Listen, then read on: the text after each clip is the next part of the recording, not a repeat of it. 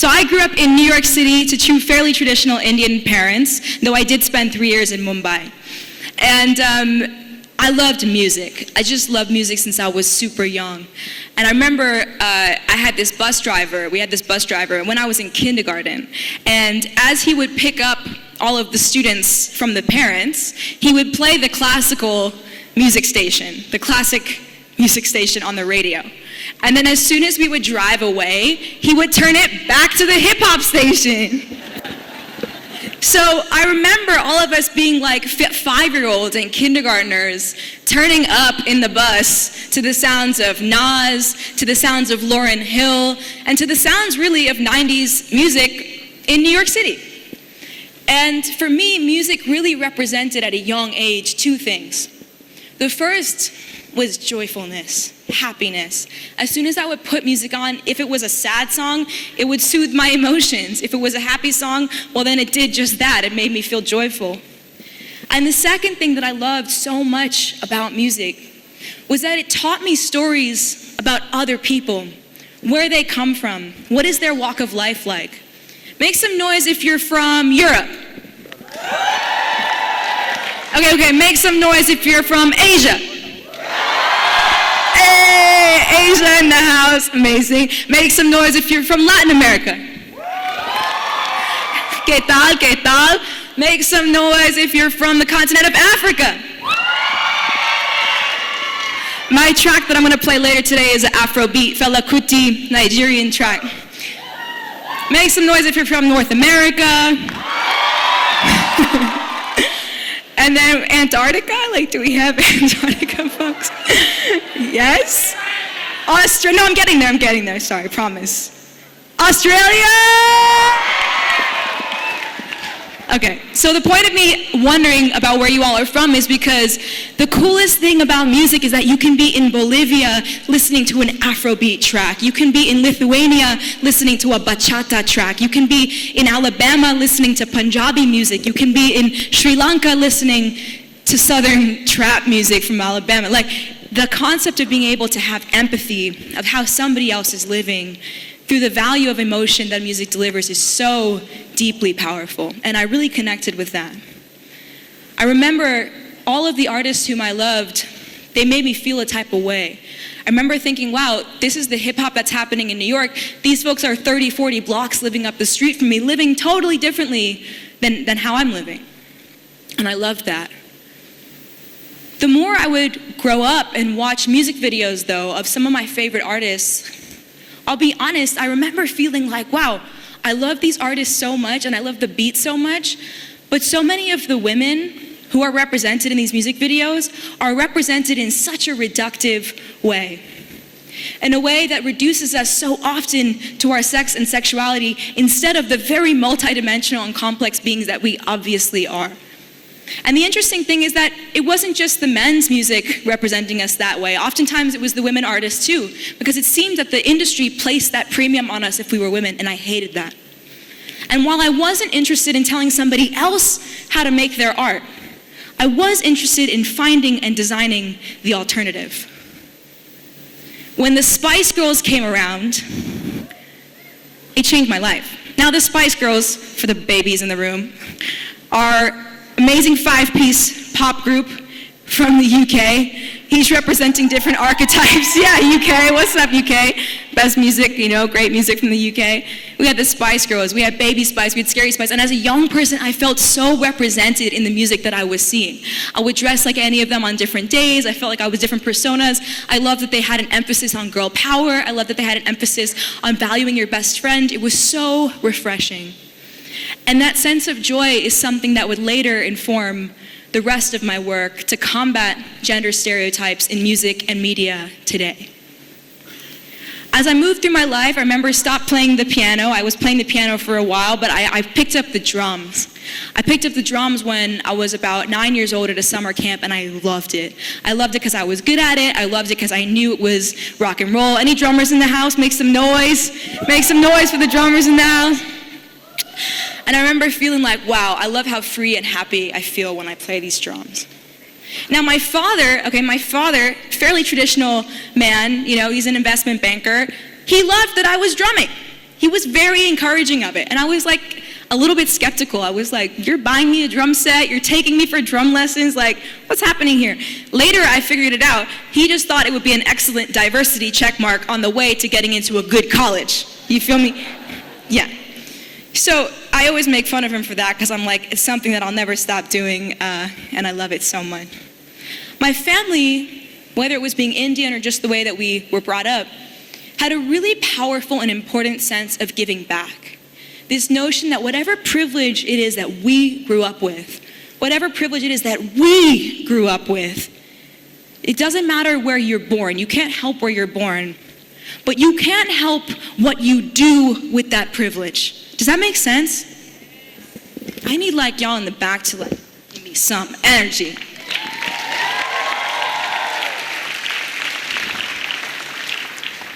You know, guilt, my mom would say, guilt is a wasted emotion. Because we don't mind that you feel guilty that you're in a privileged position. That's a wasted emotion. Who cares that you feel bad? Do something with your privilege. Step into it all the way and own your voice. Take risks because you're in the position to be able to take risks when so many millions of people around the world are not in that same position. To have access and friendships and running water, these are blessings. And so for me, I was raised with this sense of, why don't you go maybe into politics? Maybe through politics is a way that you can influence that change that you want to see in the world. And my name is Gandhi. My last name is Gandhi. And while I don't have any relation, it's a very fitting and appropriate theme of the conference to be able to speak at today. I ended up going to Georgetown University. Went to Georgetown. It's in Washington, D.C., and it's very focused on the government and political relations. And my thought was, maybe I can move the needle on gender equality by maybe getting an internship at the White House. It was Obama's White House at the time, so that actually would have been cool, FYI.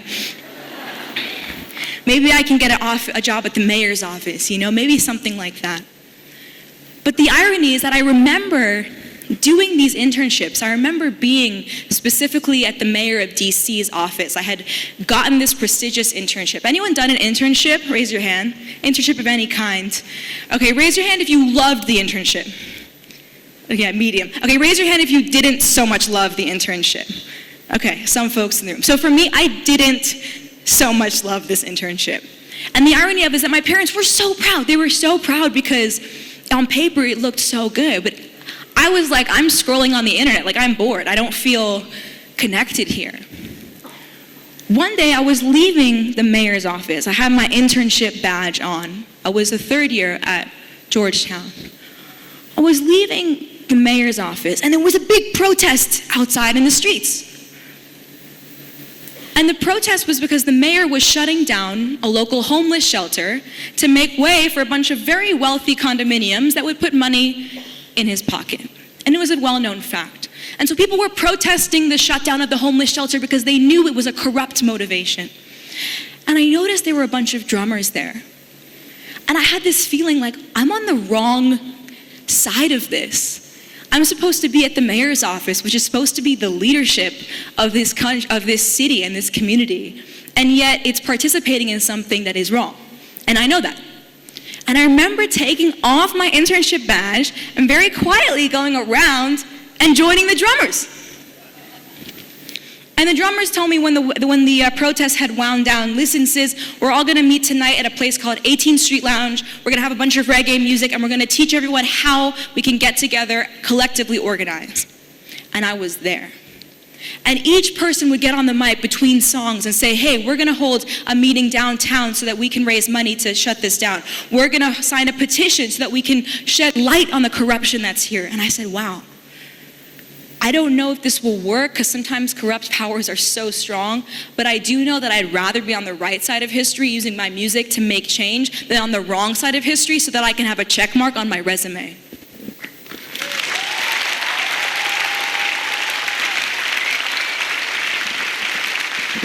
And so emotionally, that was a huge shift for me. I was like, I want my days to be music. I want my nights to be music. This is what makes me feel happy. This is the thing that gives me ammo to want to talk about feminism, to want to talk about gender equality, to want to combat corruption when it's so obvious that it's there, and I'm smart enough to know that. I remember practicing drums, and I got good enough to play with this local band called Thievery Corporation. So good that one time they had a need of a drummer for a festival in Tennessee called Bonnaroo. It's one of the biggest festivals in the world. And as a 21-year-old, I got invited to go and play percussion. And I was standing there looking over this sea of people who are singing songs along with the band that comment on a lot of social injustice around the world. And I said, this is exactly where I want to be. When I graduated college, I was hustling. I knew I wanted a job in the music industry. I thought, at least let me use my brain to get a job in the daytime and let me keep my drumming going at night. I didn't mention that I was a math major. They did mention it in my introduction, and thank you for that. But I was a math major. You know, that was like my South Asian flex, you know. I got in with like a lot of AP credits, so I did a math major. I did a women's studies minor, I did a government major, but my math major was my favorite. And my math major got me the job at the record label. Now, some folks in the room have seen the work that I've done with this theory I have about atomic living. Living in the moment, living according to your joy, living according to something that you feel so present in. You know, to this day, if you asked me, Kiran, what were the classes you took for your government major? I wouldn't be able to tell you even the name of the classes because I wasn't present. And that's not something about how it was taught. The teachers were excellent. It's just about being honest with yourselves, especially as young people. When do I feel lit up? When am I going above and beyond? When do I feel comfortable? Does that make sense? You know, I remember my friends would invite me to these parties at Georgetown. And I'll tell you what I used my math degree for in a second, but I remember, I wanted to say this to you, because you guys, you all are high school. I remember arriving at college and thinking, oh, these are supposed to be the best 4 years of my life. But the truth is that I would be invited to these parties where there was like so much alcohol and young people were getting like so obliterated, and I was like, I feel awkward in these environments. I don't feel like myself. I also think it's weird that we have to get so drunk in order to feel attracted to someone. I want to make sure that I'm attracted to them at least sober, you feel me?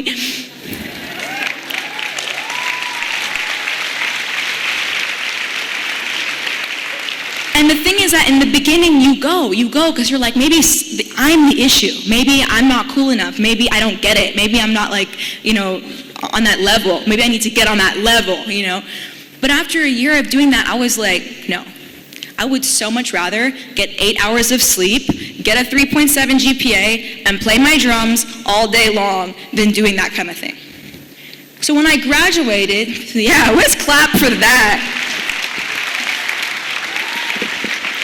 When I graduated, I used my mathematics degree and I got my first job in the record label as a digital analyst. And Spotify had just launched in 2011 in the United States. And the record labels at the time had no idea what to do with this data. So I remember saying, okay, let's take this data and organize it in a meaningful way so that we can track how our artists are performing and design marketing plans around their Spotify streams and understand how they're growing, understanding what works for them. And so that was my first job for 2 years. And it was so powerful because math of all things, you know, people used to say, why are you doing that? That's such a waste of your time if you're trying to go work for the White House. You don't know how life will turn out, but you do know what makes you happy. And the irony is that my math degree, you know, being in the moment, created this atomic living moment of having the best job I ever had. So after 2 years of working at Interscope Records, which was home to some of my favorite artists, Lady Gaga, Kendrick Lamar, Tierra Whack, the Black Eyed Peas, you know, the list goes on and on. I remember also feeling like, hey, I might be at a record label, but I'm not playing my drums, you know, I'm not on stage playing my music. And while I was grateful for the job, I remember feeling kind of jealous of all my friends who might have been the guitar player for Katy Perry on tour, or the sax player for Justin Bieber on tour. And I love Justin Bieber, by the way, so I was like particularly jealous of that one. He put out a new song today. We can all go listen to it after the talk. I remember thinking, jealousy, although it might be a dark emotion, it's a very powerful emotion, the feeling of jealousy. It's a very powerful emotion. And it's a very powerful emotion because it's showing you exactly what it is that you want for your own life. And so I remember thinking, instead of us throwing shade at somebody else, you know, who is doing and living their best life, we get to say thank you. Thank you for showing me what it's like to live in an extraordinary way and live in accordance to what it is that you want to do. I want to do that. And so I remember thinking, I want to drum for someone who I love. In that moment, I remember my boss had a calendar hold in her office for something that said M.I.A. Okay, M.I.A. And I was like, oh, okay, she's like off. That's great. I get to like go and take a vacation. No. M.I.A., who was an artist, Grammy award-winning artist from the UK and from Sri Lanka, was about to put out a record, and we had a marketing meeting for her next record. Any M.I.A. fans in the room? Anyone know her music? We'll play it for you afterwards. Very politically driven, brilliant electronic artist. And I remember at the record release meeting, when the meeting was over and M.I.A. left, I said, you know, M.I.A. could really use a drummer. You know, somebody who's Indian, somebody who's brown, somebody who's female, someone who can really play the parts, you know? And a woman at Interscope said, okay, Kiran, why don't you send me a video of you drumming? And so this was opportunities. I got my friends together, we made a video, and I sent it to her.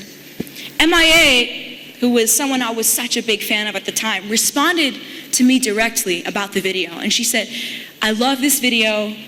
We're not thinking about the tour just yet, but I'll hit you up when I do. As a young person, if someone even does that, you're made. Whether or not she was going to take me on the tour, I was so thrilled to have my drumming validated by someone who I respected so much. So that happened. Simultaneously, I remember thinking, okay, drumming is definitely one next step that I want, but another next step I want is to be a leader in the music industry. I don't want to be behind this desk. I want to be someone who's signing the bands that are changing the world. I want to be someone who's a gatekeeper letting different diverse acts in, not the continuous misogynist music that I often hear at the record labels. And my boss at the time had an MBA, a master's in business administration. And so I started applying for my MBA, and around March of 2013, I got into Harvard. So I'm packing up my bags, I'm getting ready to move to Boston to start my MBA, and M.I.A.'s team hits me back and says, okay, we're gonna take you on tour.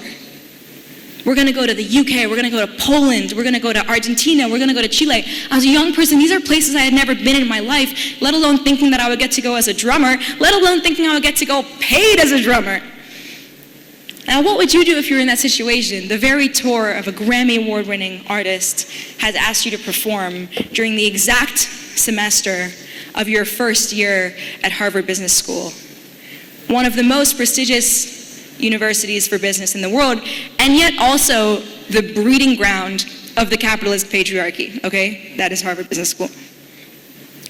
So I remember thinking, how do I make this work? And a mentor of mine sat me down and she said, you gotta do both.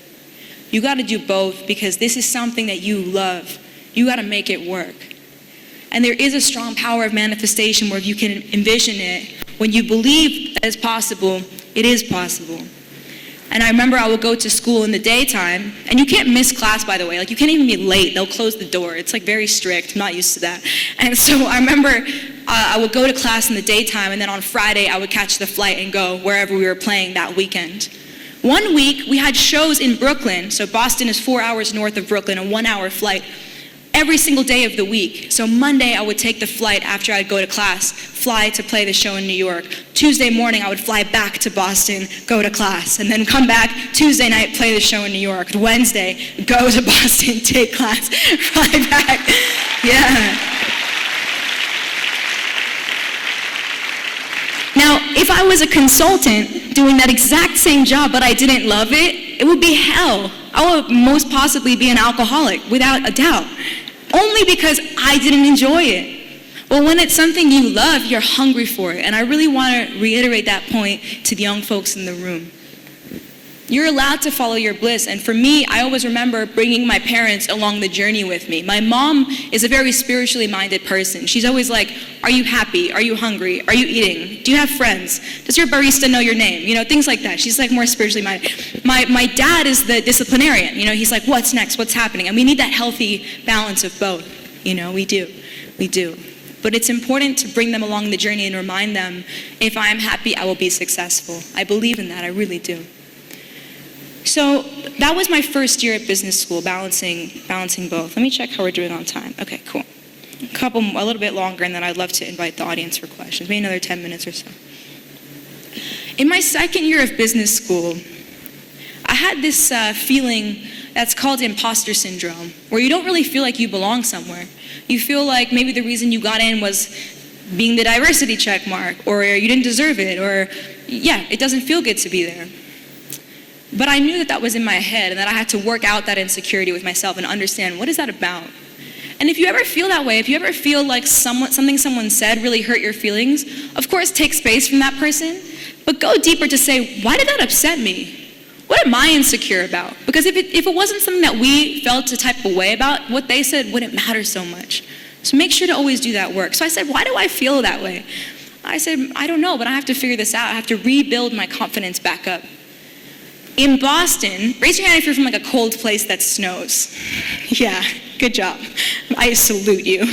So I remember in Boston, I was not so used to that. Yeah, in New York, but it never felt as intense. And I would see these runners on the river in Boston. I would see these runners.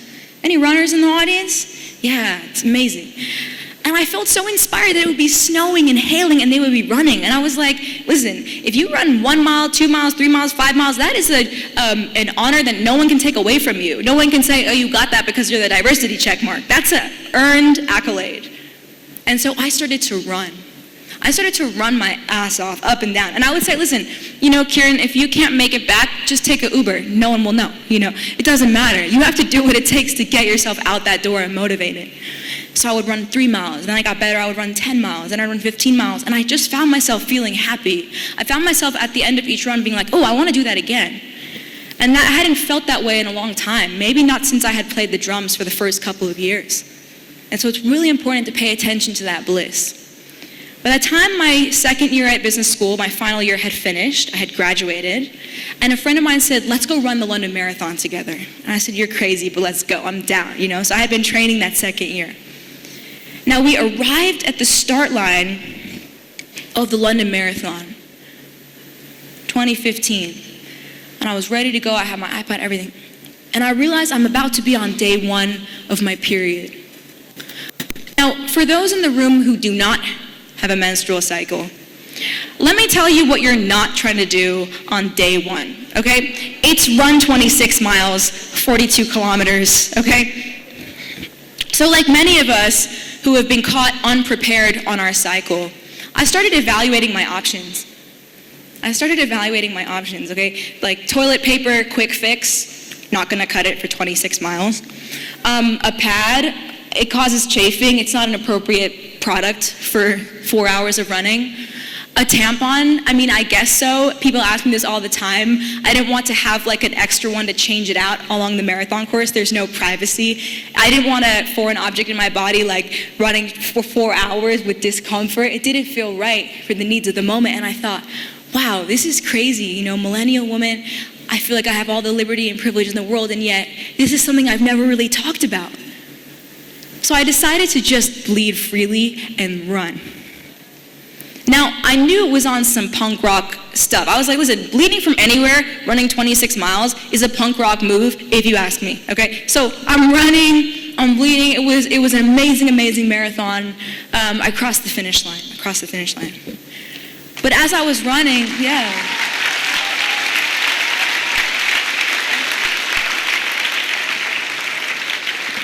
But as I was running, I thought, wow, while I'm in such a position of privilege to even be running in the way that I choose, that's best for my body in that moment, millions of women and girls and trans folks who bleed around the world are not in that same position of privilege.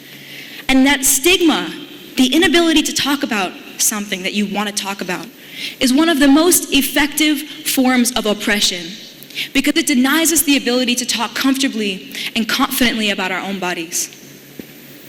And why does this matter? Well, folks here, if anyone else, are actually some of the most educated on why period stigma is such an issue. Folks drop out of school, young people drop out of school each year once they hit puberty because they lack access to the products they need, because no one is talking about this as a gender failure. Right now, even in the States, homeless women, incarcerated women, folks in low-income communities can barely afford the products they need. And the products are heavily taxed as a luxury item. For anyone who has never used a tampon before, I can assure you it is no luxury.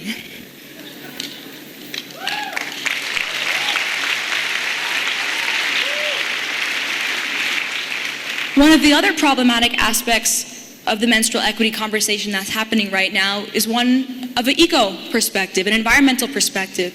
The products are made of such deeply carcinogenic materials that take hundreds of years to biodegrade. And more importantly, we're using them in the most sensitive parts of our bodies. It's just not fair. So I wrote about these issues. I wrote about them because I was like, at the very least, let me share them with my own community. So I wrote a blog post about this. I put it up on my Facebook in 2015, and it got 82 likes. Poppin', 82 likes. Poppin', amazing, world revolution. But a month later, a friend of mine was like, I write for this press column called Mic.com. This is such a cool story. Let's republish it. I said, okay, let's do it, whatever, of course. The story went viral. 2015, all around the world. The BBC, people from Nigeria, folks in Australia. Australia is actually the reason why it went viral. Australia picked it up first, and then it came back around. Yes, it's true. All of a sudden, I was expected to speak on something that I knew a little bit about, but not a whole lot about. And it was this moment where I said, wow, so often we assume our own powerlessness, but rarely do we assume our own power.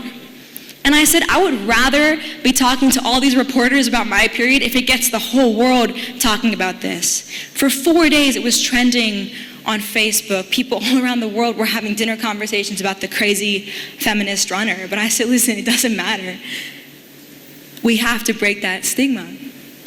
So my intention with graduating from Harvard was to get another job, to go back into Spotify, to go back working, at one of these companies to change the music industry. But when this happened, my life took a whole other course. Boom, another atomic moment. When I crossed that finish line and that story had gone viral, someone sent me a t-shirt, I got a lot of gifts from around the world actually that year. Feminist folks in the radical activist community love to send pins. That's like a thing, I noticed that. But I got a t-shirt, and that t-shirt said, the future is female. The future is female. Have y'all heard that phrase before? Future is female.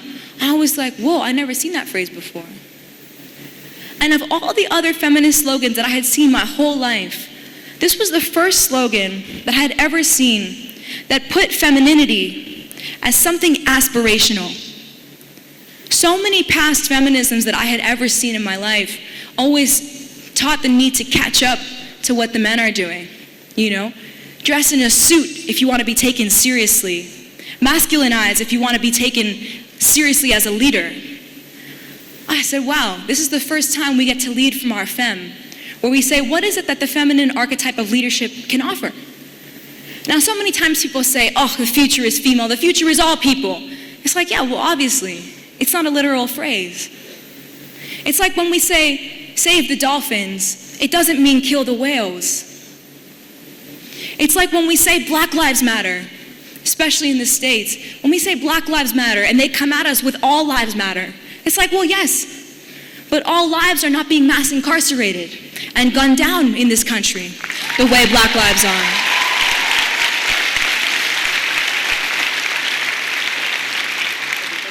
And so we have to remind you until that work is no longer necessary.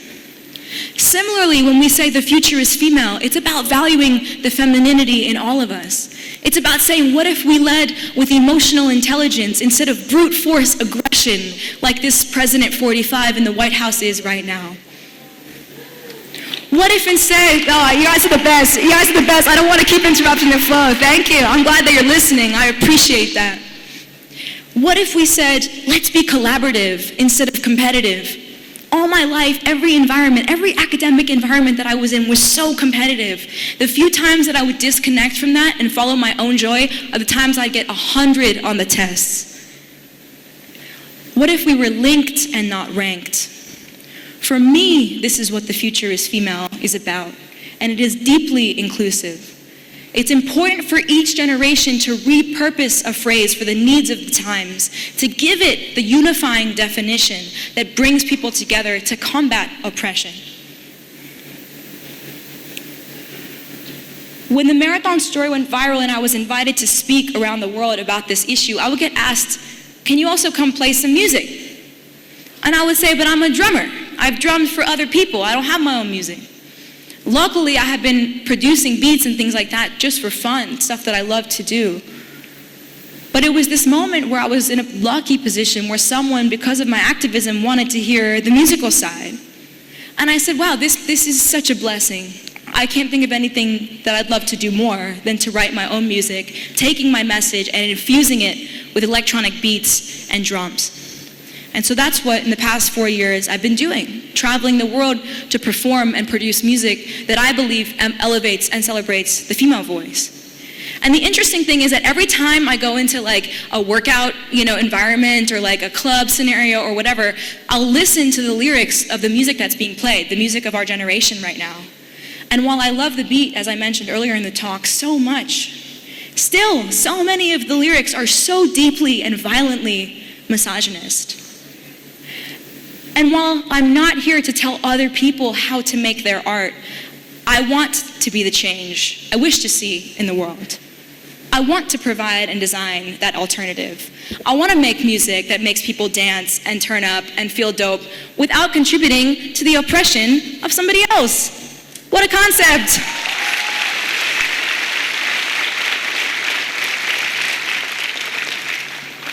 So if there's just one thing, dear, brilliant students from all around the world, that you take away from this talk today, it's to always optimize for your own joy, so that you feel full and replenished to be able to be in service of others, to be able to be in service of something way bigger than yourself, because that will always pull you out of any kind of depression that you feel, any kind of zombie unhappiness that you might feel.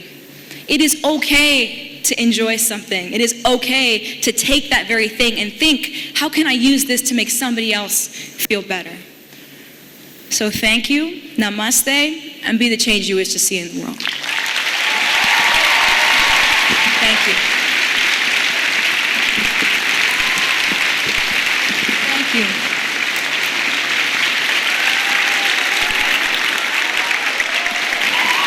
Thank you. I really appreciate it. Thank you for being such a wonderful audience as well. Please take a seat, thank you. I did bring some stickers as a small thank you to any folks who want to ask a couple questions. And then in about 15 or 10 minutes or so, we'll move to play some music. Yeah. Is that the mic right there? Is it two sides? Yeah, okay, cool. After you ask your question, come see me for a sticker. Hi, my name's Emma. I'm from Holy Innocents Episcopal School in Atlanta. And I'm really passionate about art and social justice and the environment. And I was wondering what your opinion was on having a backup plan. Should you fully pursue your passion or go to school for other things but continue your passions on the side? I love that question. I have a very specific answer on that question. I never call it a backup plan. Because if you have a backup plan, you will end up doing the backup plan. Like, even for me, when I had a full-time job, I found it very hard to keep up with music. And when I was at Harvard with a full-time, load of courses, I found it really hard to have energy to practice in the nighttime. What I will say, though, is you must diversify your source of income. That's a better way to put it. So for me, when I was first starting out, I remember doing small consulting projects after I graduated Harvard. You know, when I first left Georgetown, I remember thinking, what kind of job can I hustle on the degrees and skill sets that I have that can fund me being able to play drums, because that's the real goal. And I didn't want to have a coffee shop job or something like that, only because I thought, why don't I choose a job that's relevant to the degree and to the career that I want to be in, which is music. So that was that time, and now I would say, as a full-time musician, I make sure that I diversify my source of income, whether it's DJing, giving a speech, teaching someone how to play the drums, and then performing live. So always think, what are the different skill sets that I can employ, and how can I contribute to somebody else so that they want to pay me? Yeah. Thank you. Come and grab a sticker if you want. Yeah, go ahead. The next question. Oh, you're here. Sorry. Thank you. First, I'm very inspired by you, and I'm sure all the musicians and everyone else in this room is too. So my question was, you mentioned that your parents were very supportive of you, but did you ever get any backlash from anyone else in your life, and how did you combat that when you wanted to pursue music? No, that's a great question. I would say that my parents were supportive because I love my parents so much, and I wasn't ever going to be like a rebel kid. Like, I wasn't interested in that. I think, especially being Indian, family is number one. That's deeply ingrained into your DNA. And so I think it was more about bringing them slowly along for the journey. Like, for example, I remember when I was applying for Interscope, my parents have no idea what Interscope is. Just to them, it sounds like some mumbo-jumbo, like, pot-smoking job, right? But do they understand universal music that Interscope operates under? Do they understand Lady Gaga? Do they understand all these different things? Or like, get my dad to watch the Super Bowl and I'd be like, yeah, these are all of our artists. I work for these artists. It's like a major thing. So I think for me, it was about slowly bringing them along for the journey and then really making it clear to them that I want to be successful. It's not like our intentions are misaligned. And you have to be brave to communicate. And I think it was that was how I brought them along. Thank you. Thank you. Do you want a sticker? You can have one. Go ahead. You're welcome. Hi, you said that the future is feminine. So how do you think that we can detach from the stigma attached to toxic masculinity? Yeah, that's a great question. I love that. I think it's about actually having a women and queer-led movement where we, as women and feminine people, step into the fullness of our power. And obviously, when you're surrounded by oppressive situations, it's hard for women to step into that fullness. But I think it was things like even seeing Michelle Obama. Typically, the first lady position has often been almost regarded in a bit of a disrespectful way, like it's not important or it's not significant. And she changed it on its head, but leading from her femme, planting gardens, teaching the entire country about healthy food, which was radical at the time because most of our country's government is Monsanto, GMO, modified food. And so these are small examples of what I believe is showing what aspirational femininity looks like. I think reaffirming toxic masculine behavior is also one of the problems, crush it, kill it, slay it. You know how we say that like to encourage each other? It's like, okay, what if we said nourish it? Okay, what if we said give it life, fertilize it? So I think these are the subtle ways that we can start to change the conversation around toxic masculinity. And I truly applaud your bravery for asking that question because that's really cool. Thank you. And while he's coming up, please go ahead. Hi, this is Soumya from Sandhya Kanya Vidyalaya.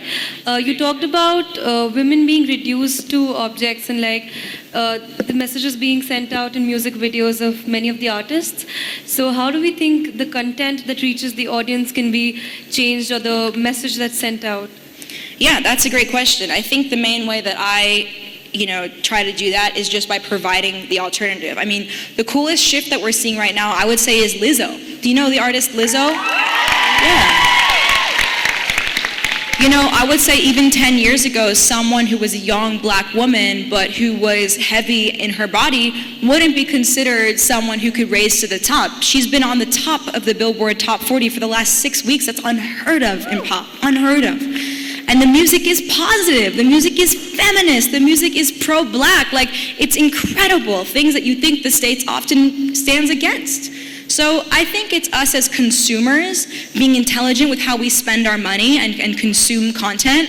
I have to have delicate conversations with my younger brother who definitely works out to probably trap music that probably oppresses women. And he consciously now makes playlists that are still really dope but don't have aggressive lyrics in them because he understands that it's problematic. So I think that's one way. And then also I would say, because we do live in a capitalist society, we do have a choice of how we spend our dollars and where we buy our music and also our everyday content from, where we buy our clothes from, who's making it, how can we support women-owned businesses, queer-owned businesses, black-owned businesses, et cetera, et cetera. So these are the different ways that I think you can contribute to the change as an artist and as a consumer. Thank you. Go ahead. As an aspiring songwriter who wants to put a voice in the industry, how do you find that part of the industry that really wants to hear about a voice and a perspective rather than just make the dollars? That's a great question. I think talent speaks, I think talent speaks. That for better or for worse, the industry wants to see something that other people enjoy consuming. And so when you're just starting out, I think one of the most important things you can do is just make sure that you're allowing people to follow the music, to listen to it, to engage, to be hungry for it. Because then, as you grow, you have power to say, oh, I don't want to participate in a country that oppresses its women, or I don't want to be on a stage where none of the people working sound might be female identifying, or things like that, really making sure there's enough representation in the room so that you can have an influence. So I think talent speaks first, growing your audience speaks first, and then you infiltrate with the activism. Thank you. Go ahead. Hi, I'm Cece. I actually grew up in Boston. Oh, and great. I was just wondering, you said that essentially the entire trajectory of your life changed at that protest. And I was just wondering, how did you break that to your parents? Wasn't that scary? It was impossibly scary. I remember, did I interrupt you? Go ahead, sorry. Oh no, that was it. Okay. You had an up breath, so I was like, I didn't want to Sorry. interrupt you. No, it was great. So I remember sitting at the dining table junior year into senior year. It was the summer between the two. And my dad had been really pressing me to do this White House internship, because every year it's a very prestigious thing. You apply months in advance, blah, blah, blah, and you do it during your school year, and I think you get credit for it. And I really didn't want to do it. I really wanted to work for Thievery Corporation's record label. I wanted to practice the drums. I remember crying. I think I was just brave. I stuck to my guns. You know what it is? When you feel that feeling of bliss and then you feel that feeling of boredom, you just gotta fight for your life. You do, because it's your life. I didn't want to sit at that internship every day and wait till it was 6 o'clock to then go and practice. I just wanted to be practicing and get really better at what I do. And I think you have to be brave to explain that. I think I constantly reaffirmed the fact that I want to be doing something with my life. I want to do something extraordinary, and I want to do something that makes me happy. And you can only be brave enough to fight for it if you've tasted it. So continue to optimize for your own joy. Try different subjects in school, different activities, so you find what makes me feel excited, Yeah. Thank you. You're welcome. And let me know if we have to wrap the questions. You tell me. I have a Now couple we'll have stickers the left. last question, ma'am. Thank you. Yeah, perfect. Okay. I had a feeling. Hi there, I'm Sasha. I'm from Cape Town, South Africa, and I just wanted to know, from the perspective of an Indian American woman, how important do you think intersectional feminism is when addressing topics of gender liberation and gender equality?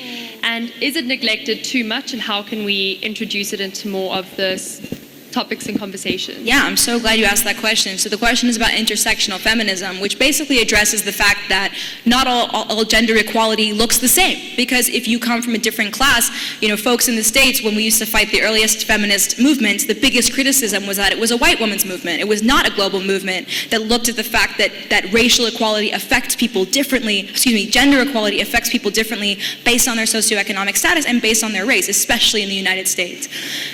Building on that lens and expanding that, I think your gender identity, your sexual orientation, and of course which country you come from are also many of the factors that affect our personality as a whole. The way I'll address that question is as follows. When I was in Harvard, the first week they made us do the weirdest activity, which was that we had to rank what was most salient to our identity. And they were all the sort of obvious factors like gender, class, city, language, sexual orientation, single versus married, all these different things. And you had to rank what part of your identity you felt spoke out the most. And it was a really interesting activity for me because I felt like my South Asianness, my Indianness, was probably 3 or 4 on the list instead of 1 or 2. And I think my whole life I had kind of grappled with that because I did live in India. I speak broken Hindi, and yet the things that I connected with in my own identity were certainly my feminism. That said, it's undeniable that my Indian identity and the women I grew up with, I spent dinner with my great aunt who lives in Indore last night. It's incredible. The Indian women of my life have absolutely shaped my feminism, and moreover, it's the reason I attached Madam to my last name, because the culture of Madam in India, Madam this, Madam that, I love the power of women stepping into their own leadership. So while it was lower on the ranking for me, it was important for me to realize how these different identities shape maybe what we feel is our lead identity. And I think the best way I can answer that question is that each of us have to know ourselves before going out and fighting any kind of fight. Because if we don't know ourselves, somebody else will label us and they will get it wrong. And it's really important to say that. Even as an artist, people want to interview me about random things, and I'm like, I don't connect with that. Don't put that label on me. That's not right.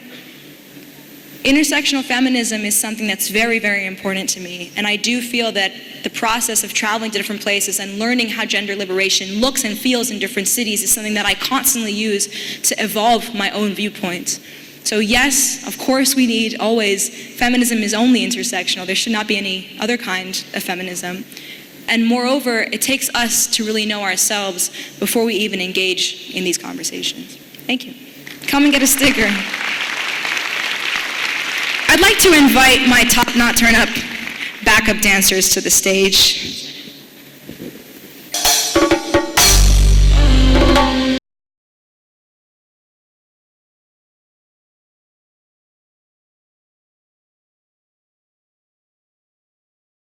Myself think when I go for a run, or maybe I'm practicing the drums, or maybe I'm writing and thus in the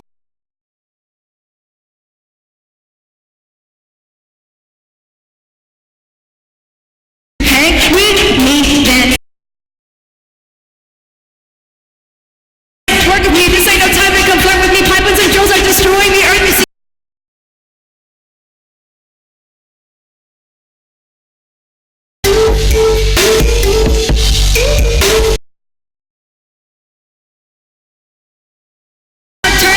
It's a top knot turn up. Top knot turn up. Hey. Top knot turn up. Top knot turn up. Turn up. Turn up.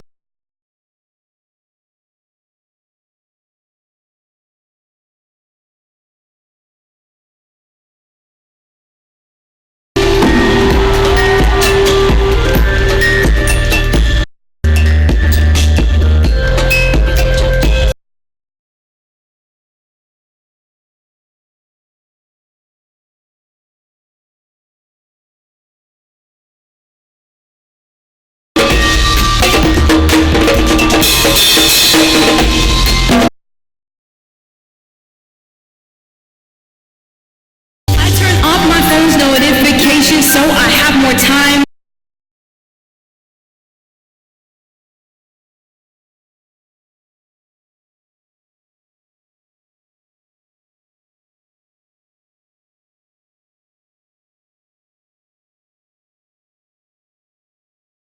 The world's projecting onto me.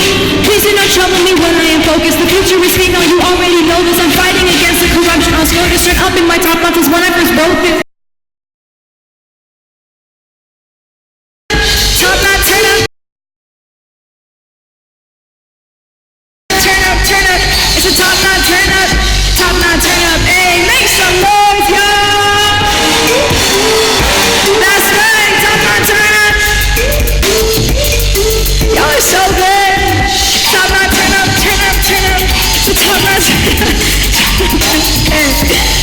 Let's go. So tie up and tie up and tie up your hair and throw back those curls. So tie up and tie up and tie up your hair and throw back those curls. Throw back those curls. Throw back and throw back and throw back those curls. Damn, y'all need to teach me these dance moves after. Y'all are square. Y'all are the best. Thank you so much.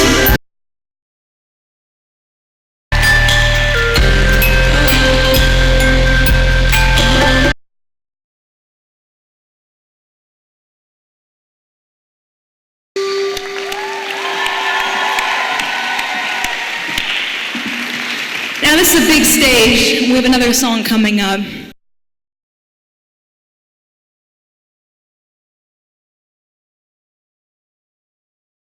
There's a couple of folks, yeah, right here in the right there, raise your hand. Yes, you, both of you guys, you for sure. You who's waving tall, grab your friends, they can come up.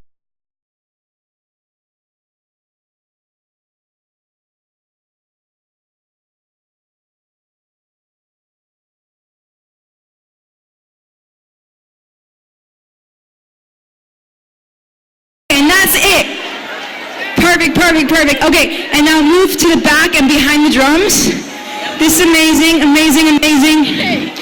Amazing, amazing, amazing. That no one rushed to say, that's it. Should we cut it off right here?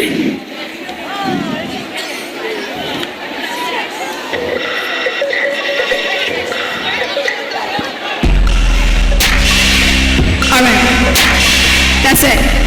Yeah, totally. The rest of the students can come up here. I heard Amy Bowie speak in the White House. Her words in the heart like a light bulb, fictitious stuff makes you tip for a die out.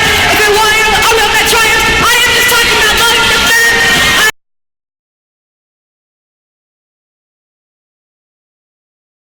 You can't sing these words in a yellow other rock. Future is female, t-shirt, like. I've been playing drums since I was like 8. The future is female, the future is great.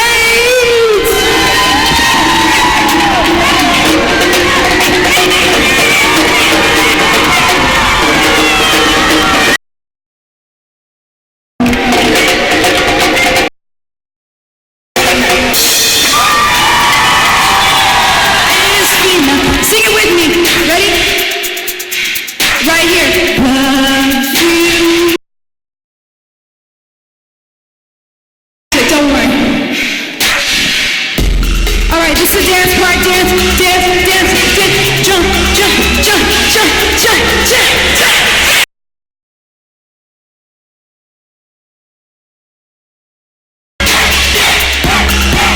Listen up, there's power in what you say, in what you say.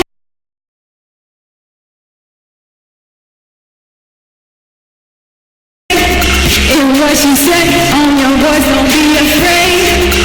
You're the best.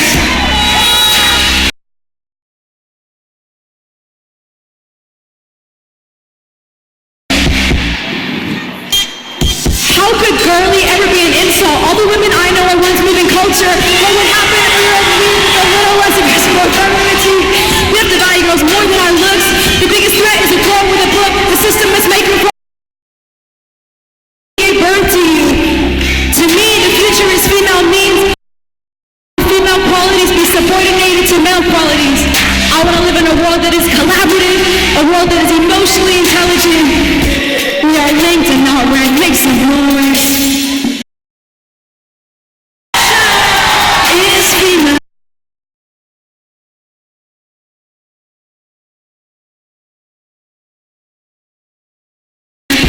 Turn it up, turn it up.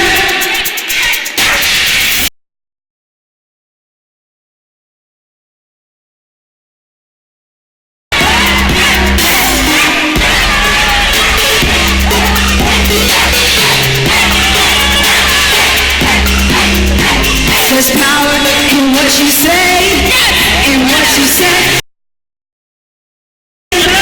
Don't be afraid, there's power in what you say, in what you say. Own your voice, don't be afraid. Okay, bring it down, bring it down. The future is female. So smart. One more time. The future is female. Keep it going. 1, 2, 3, sing it with us. The future is female. We need those alto voices. Oh, thank you.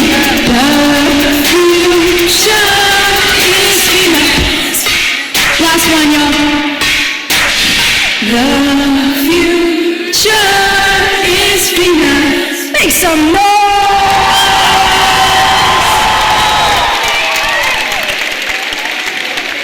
Stay right there.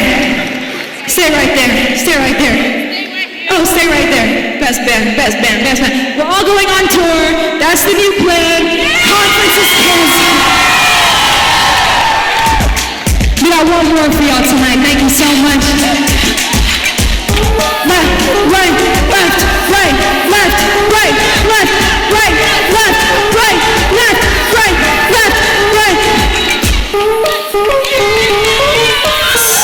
Take it out, shoot the shot. Can you turn it louder on the stage so they can hear it? Thank you. I had run out of time. I had lost my mind.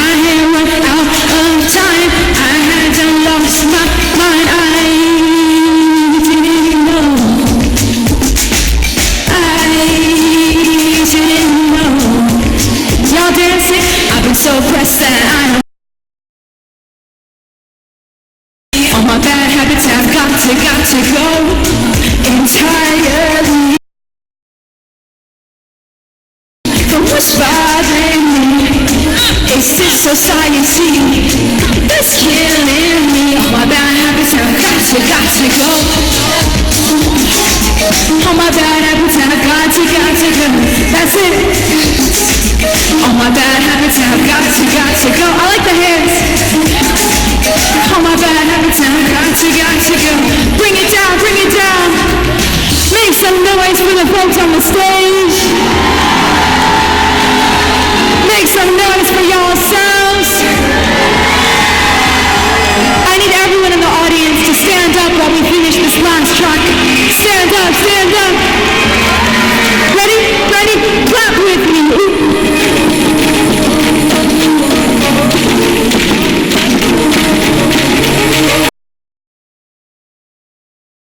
Eloquency in the 1970s inspires me. All they wanted was his people to be free.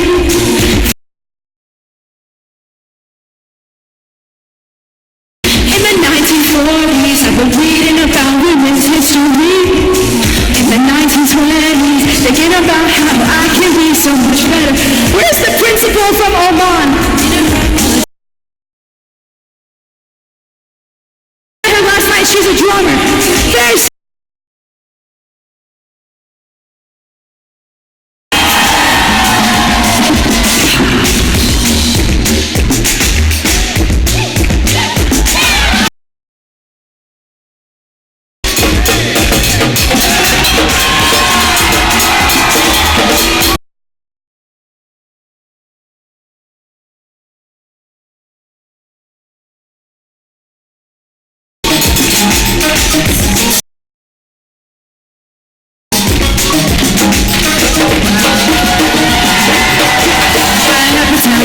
got to go.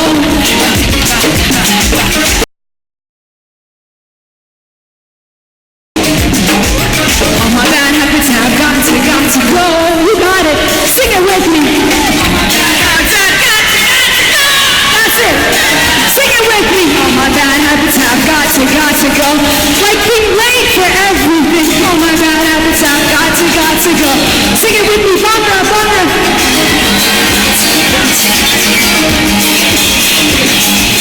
All my bad habits have got to go.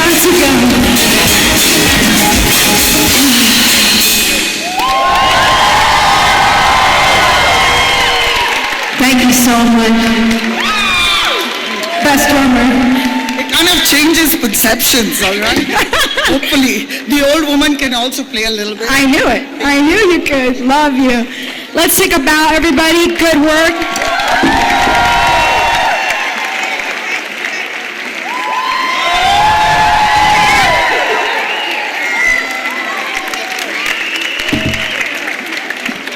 I'm going to have you all exit.